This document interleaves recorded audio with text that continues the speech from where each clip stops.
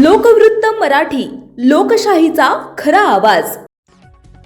दिंडोरी तालुक्यातील बाडगीचा पाडा शिवारातील गट नंबर 58 मध्ये तात्याबा तुकाराम गायकवाड यांच्या शेतातील सुमारे 30 ते 35 फूट खोल विहिरीत मंगळवार दिनांक 16 रोजी 8 ते 9 महिन्याचा नर बिबट्या पडल्याची घटना घडली. सकाळी शेतात गेलेल्या नागरिकांना विहिरीत हालचाल दिसून आल्यानं त्यांनी पाहणी केली असता बिबट्या अडकलेला असल्याचं निदर्शनास आलं. या घटनेमुळे परिसरात काही काळ भीतीचं वातावरण निर्माण झाले होते.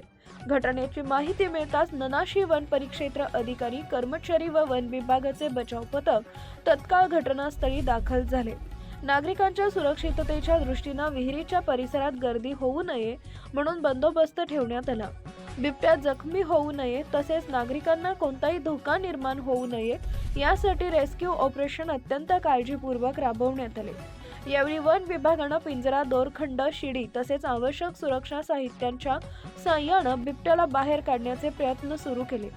विहीर खोल असल्यानं व बिबट्या घाबरलेला असल्यामुळे रेस्क्यूमध्ये अडचणी येत होत्या.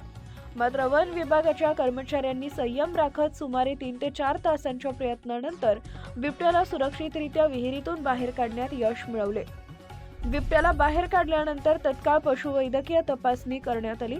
तपासणीत बिबट्या सदृढ असल्याचं निष्पन्न झाले असून कोणती गंभीर इजा नसल्याचं आढळले.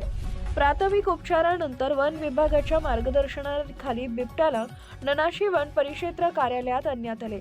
वरिष्ठ अधिकाऱ्यांच्या सूचनेनुसार पुढील कार्यवाही करण्यात येणार आहे. या यशस्वी रेस्क्यूमुळे मोठा अनर्थ टळला असून ग्रामस्थांनी वन विभागाची तत्परता व कार्यक्षमतेचं कौतुक केलं आहे. दरम्यान शेतातील उघड्या विहिरीमुळे वन्य प्राण्यांसह जनावरांनाही धोका निर्माण होत असल्यानं अशा विहिरींना तातडीनं संरक्षक कठडे किंवा जाळी बसवण्याचं आवाहन वन विभागाकडून करण्यात आलं आहे.